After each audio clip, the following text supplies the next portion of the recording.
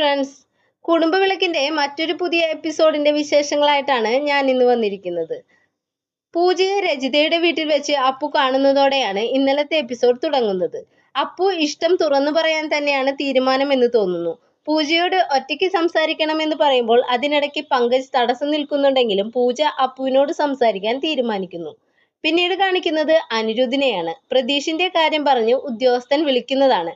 ശിക്ഷ ഇളവ് ചെയ്ത് കിട്ടുമെന്ന് ആണ് കരുതുന്നത് എന്ന് പറഞ്ഞുകൊണ്ടിരിക്കുമ്പോൾ സിദ്ധു വരുന്നു. അനിരുദ്ധ് പരുങ്ങുന്നത് കണ്ട് സിദ്ധു ചോദിക്കുന്നു, നീ ആരെയാണ് വിളിച്ചതെന്ന്. അത് ഒരു ഫ്രണ്ടിനെയാണച്ചാ. നിന്റെ ഫ്രണ്ട് ജയിലിൽ കിടക്കുവാണോ? ശിക്ഷയുടെ കാര്യമൊക്കെ പറയുന്നത് കേട്ടല്ലോ. അതൊരു കൂട്ടുകാരന്റെ അനിയനാണച്ചാ. ഡാ മോനെ, കള്ളം പറയുമ്പോൾ അത് ഫലിപ്പിക്കാൻ അറിയണം.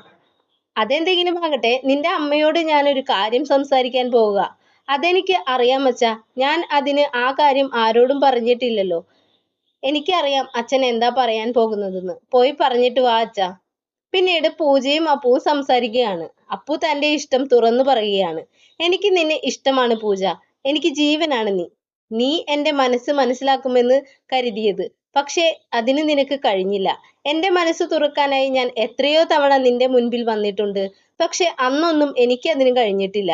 എന്തുകൊണ്ട് കഴിഞ്ഞില്ല എന്ന ചോദ്യത്തിന് കുറേ ഉത്തരങ്ങളുണ്ട്. പൂജ, നിന്നോട് ഇഷ്ടം തുറന്നു പറഞ്ഞാൽ നീ അത് എങ്ങനെ എടുക്കുമെന്ന് കരുതിയും നമ്മുടെ ഫ്രണ്ട്ഷിപ്പ് പോലും ഇല്ലാതാകുമോ എന്ന് ഞാൻ ഭയന്നു. ഇപ്പോൾ അച്ഛൻ കാരണം ഈ പ്രശ്നങ്ങളൊക്കെ ആയപ്പോൾ നീ എന്നെ വിളിക്കുമെന്നെങ്കിലും കരുതി. പക്ഷെ നീ എന്നിൽ നിന്നും അകലുവാണെന്ന് തോന്നി. ഇനി എനിക്ക് പിടിച്ചു നിൽക്കാൻ പറ്റില്ല പൂജ. നീ എന്താ ഒന്നും മിണ്ടാത്തത്? നിനക്ക് എന്നെ ഇഷ്ടമല്ലേ പൂജേ?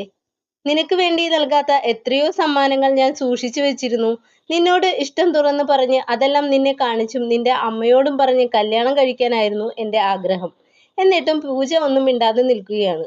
അപ്പു വീണ്ടും പറഞ്ഞു, നിന്റെ കണ്ണുകളിൽ നിന്നാണ് ഞാൻ ആ ഇഷ്ടം തിരിച്ചറിഞ്ഞത്. എന്നാൽ ഇപ്പോൾ നിന്റെ കണ്ണുകളിൽ ഒരു വ്യത്യാസവും ഞാൻ കാണുന്നില്ല. നിനക്ക് എന്നെ ഇഷ്ടമല്ല എന്ന് തോന്നുന്നു.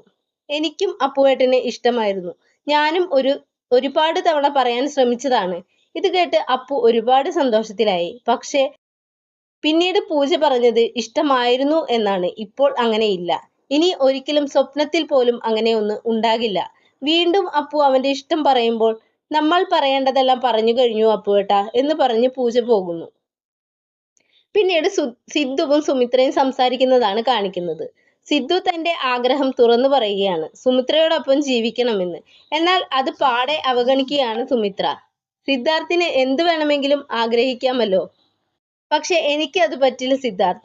നിനക്ക് എന്നോട് ഇപ്പോഴും ആ പഴയ ദേഷ്യമുണ്ടല്ലേ? നിനക്ക് എന്നോട് ക്ഷമിച്ചൂടെ? എന്നേ ഞാൻ നിങ്ങളോട് ക്ഷമിച്ചതാണ്. എനിക്ക് ദേഷ്യമൊന്നുമില്ല. പക്ഷെ ഇനി അത് നടക്കില്ല സിദ്ധാർത്ഥ്. കാരണം എന്താണെന്ന് പറഞ്ഞൂടെ? പൂജയാണോ? എനിക്ക് പറ്റില്ലെന്ന് പറഞ്ഞില്ലേ?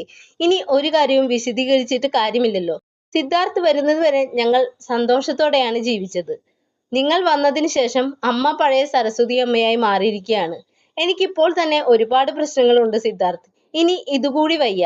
എനിക്ക് മനസ്സിലായി സുമിത്ര. ഞാൻ ഇവിടുന്ന് പോകണം. അത് പറയാതെ പറഞ്ഞു. ഞാൻ പോകും US തന്നെ.